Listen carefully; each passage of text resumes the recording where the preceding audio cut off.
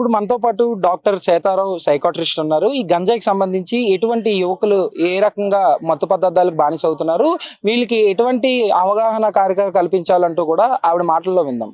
మెయిన్గా టీనేజ్ అండి, అంటే 13 to 19 ఇయర్స్ మధ్య స్టూడెంట్స్, అంటే హై స్కూల్ నుంచి మనకు ఇంటర్మీడియట్ డిగ్రీ ఆ ఏజ్ గ్రూప్ వాళ్ళు ఎక్కువగా ఈ గంజాయికి అడిక్ట్ అవుతున్నారు. ముఖ్యంగా వైజాగ్లో మనకి ఇక్కడ ఈజీ అవైలబిలిటీ ఒకటి, దీనివల్ల ఏమవుతున్నారంటే ఇంకొకటి బీచ్ ఇవన్నీ ఉండడం వల్ల వాళ్ళకి ఆ యాక్సెస్ అనేది చాలా ఎక్కువ ఉంది. కాబట్టి స్టూడెంట్స్ మెయిన్గా ఈ స్కూల్ కాలేజ్ గోయింగ్ స్టూడెంట్స్ బాగా గంజాయికి అయితే ఎక్కువ అడిక్ట్ అవుతున్నారు. దానివల్ల మెయిన్గా ఏమవుతుందంటే ఇనిషియల్గా వాళ్ళు ప్లెజర్ సీకింగ్ కోసం తీసుకుంటారు, లేకపోతే వాళ్ళ అంటే పియర్ ప్రెషర్, అంటే ఫ్రెండ్స్ అందరు తీసుకుంటున్నారు నేను ఎందుకు తీసుకోకూడదు, లేకపోతే ఒకసారి ట్రై చేద్దాము అది ఎలా ఉంటుందో చూద్దాము అనేసి ఆ ఎక్స్పెరిమెంట్తో ట్రై చేస్తారు. ఇనిషియల్గా అలానే స్టార్ట్ అవుద్ది ఏదో ఫ్రెండ్స్ కోసం అన్నట్టు. అది లేటర్ కొద్ది రోజులు అయిన తర్వాత ఏమైపోతుందంటే దానికి డిపెండెన్స్ వచ్చేస్తుంది. డిపెండెన్స్ అంటే అది లేకపోతే ఉండలేకపోవడం. ఈ ఆల్కహాల్కి ఎలా అయితే ఉంటుందో సేమ్ మిగిలిన డ్రగ్స్కి కూడా అలానే ఉంటుంది అనమాట.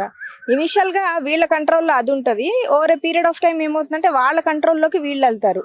దానివల్ల ఏమవుతుందంటే వాళ్ళు స్లోగా ఆ మనీ ప్రొక్యూర్ చేయడానికి ఇంట్లో అయితే పేరెంట్స్ ఇవ్వరు, ఇంకా వాళ్ళు ఏ రీజన్ చెప్పి తీసుకోవాలో వాళ్ళకి తెలియదు. కాబట్టి వాళ్ళు ఏం చేస్తారంటే ఈ దొంగతనాలకి పాల్పడము, పిక్ పాకెటింగ్, ఇలా చైన్ స్నాచింగ్, ఇలా డిఫరెంట్ వాటికి వెళ్ళిపోతారనమాట. అంటే ఈ అడిక్షన్ నుంచి బయటపడడానికి ఈ యాంటీ సోషల్ బిహేవియర్ అనేది వాళ్ళల్లో ఉంటుంది, దాని నుంచి బయటపడిపోదు. మనీ ప్రొక్యూర్మెంట్ కోసం ఇంకా అలాంటి వాటికి వెళ్తారు. దీనివల్ల ఫర్దర్గా ఏమవుతుందంటే వాళ్ళు ఈ పోలీస్ కేసుల్లో ఇరుక్కోవడము, ఈ కెన్నాబిస్ కేసు NDPS యాక్ట్ కింద వస్తుంది అనమాట.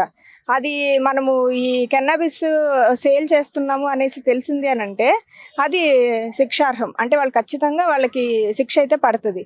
వాళ్ళు ఫైనల్గా అదొక సర్కిల్లోకి వెళ్ళిపోతారనమాట. అది ఎలా అయిపోతుందంటే విషియస్ సర్కిల్ అంటారు. అంటే వాళ్ళు ఈ గంజాయి కోసం దొంగతనాలు చేయడం, మళ్ళీ పోలీస్ స్టేషన్కి వెళ్ళడం, మళ్ళీ దాని నుంచి బయటపడడానికి దొంగతనాలు, అలా కంటిన్యూస్గా హాస్పిటల్స్ తర్వాత ఈ పోలీస్ స్టేషన్స్ ఇలా వీటి రెండిటి చుట్టూనే తిరుగుతూ ఉంటారనమాట.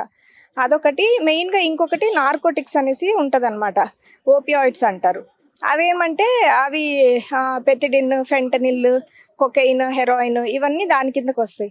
అది ఏమంటే ఒకటి ఈ పార్టీస్ పబ్స్లో అవి దొరుకుతాయి. రెండోది వచ్చేసి కొంతమంది ఎందుకు అడిక్ట్ అవుతారంటే సర్జరీస్ కోసం వెళ్తారు వాళ్ళు, ఇది పెయిన్ రిలీవింగ్ కోసం కూడా ఇస్తారనమాట ఈ ఓపియాయిడ్స్ అనేవి. ఆ పెయిన్ తగ్గించుకోవడానికి ఇనిషియల్గా డాక్టర్స్ ఒక 1 వీక్ 5 days ఇస్తారు. వీళ్ళకి అది అలవాటు అవుతుంది అనమాట. ఓహో దీనివల్ల నాకు పెయిన్ తగ్గుతోంది, ఈ బాధ తగ్గుతోందని, దానివల్ల ఇంకా కంటిన్యూ చేసేస్తారు.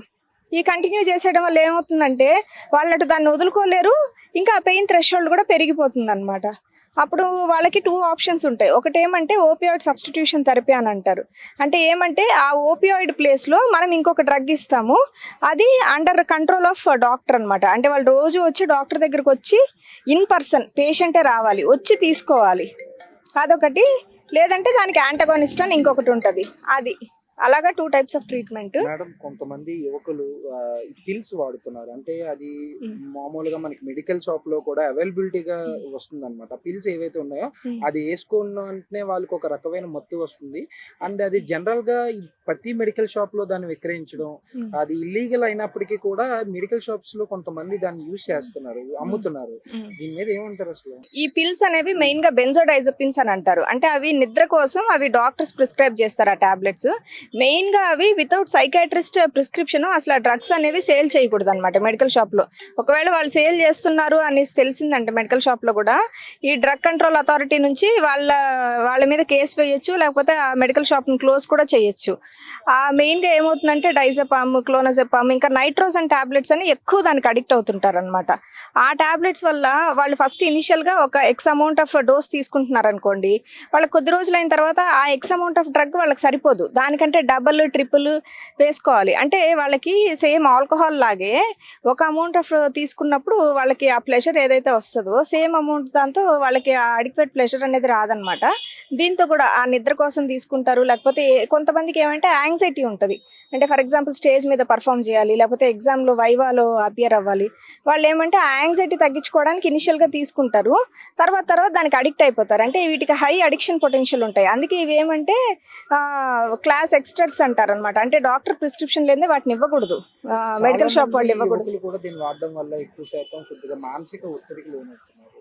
వాళ్ళది లేకపోతే ఇంకా ఉండలేము, ఖచ్చితంగా కూడా అది కావాలి, దానికోసం ఎంతకైనా కూడా వెళ్తున్నారు. తెగించడం.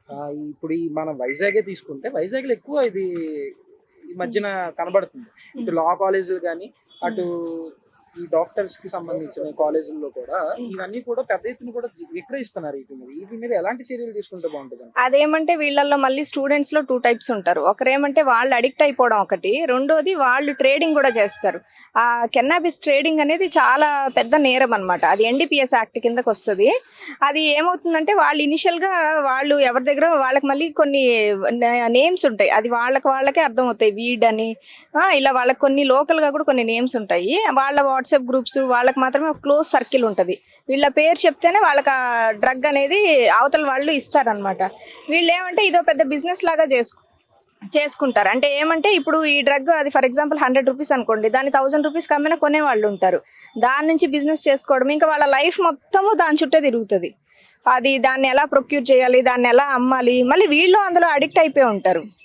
పోలీసులు ఎటువంటి చర్యలు తీసుకున్నప్పటికీ కూడా రాష్ట్రంలోకి కానీ, ఇటు జిల్లాలోకి కానీ గంజాయి అనేది యథేచ్ఛగా సాగుతుంది.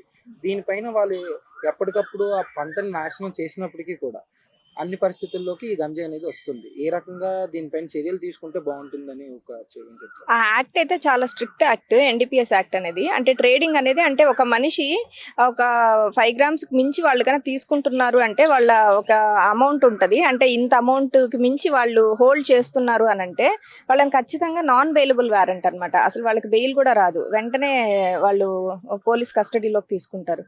ఇంకా లాస్ అయితే స్ట్రిక్ట్ గానే ఉన్నాయి. మేడం, ఎవరైతే పట్టుకుంటారో ఈ నార్కోటిక్స్ దాంట్లో వాటికి టెస్టులు చేస్తూ ఉంటారు. ఈ మధ్యన కొత్తగా ఈ సలేవా ద్వారా కూడా ఈ టెస్టులు చేయడం కూడా జరుగుతుంది. దాని గురించి ఏమంటారు?